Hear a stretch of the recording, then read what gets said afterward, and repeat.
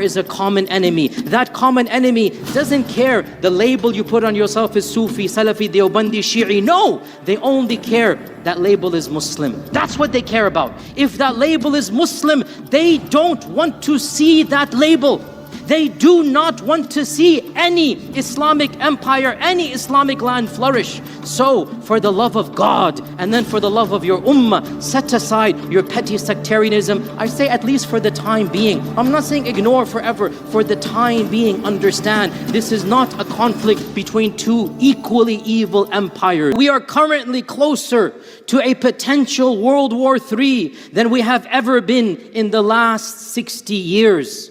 And if, God forbid, such an occurrence were to happen, it would affect every single one of us. In fact, all of humanity, in all likelihood, a world post-World War III would be unrecognizable to a world pre-World War III. So we turn to Allah seeking refuge from ever having to see such a reality. Conflicts are happening all over the world. It's not just Ukraine and Russia. It is across the globe as we speak. The disruption of global political norms, the rise of disinformation, the fomenting of conflict online. So much is happening. And now we have the ongoing war between the two countries of Israel and Iran. And I apologize about the bluntness and the fact that I will be so frank here, but the situation calls. Typically, I don't speak in such specifics, but the situation calls for us to be a little bit more specific.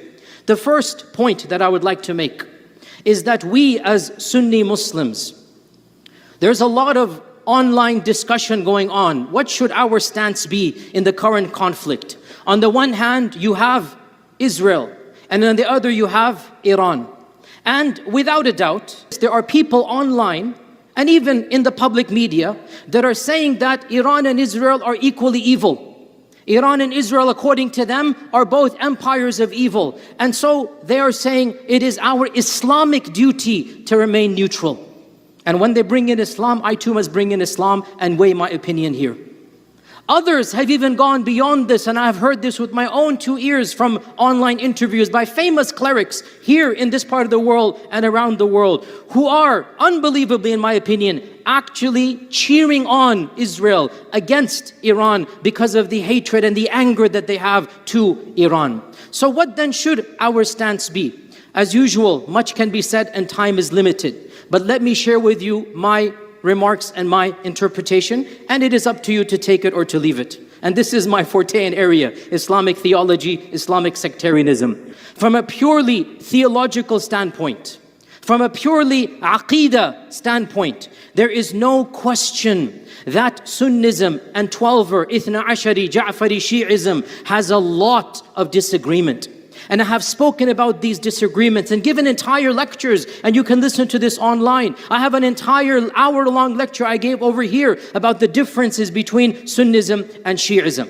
And I say unequivocally and for the record that I am a mainstream Sunni, that I do not agree with Twelver, Ithna Ashari theology. I strongly believe they are mistaken about core fundamentals of what it means to believe in Allah and His Messenger. I have said this and I continue to say it even now. However, the scholarly consensus from 1,200 years ago up until our times, our ulama, our trained theologians, and I am one of them inshaAllah ta'ala, have unanimously agreed amongst themselves that the mistakes of Twelver Shi'ism do not expel them from the fold of Islam as a default. Their errors, and there are errors, their deviations, and there are deviations, are still within the fold of Islam.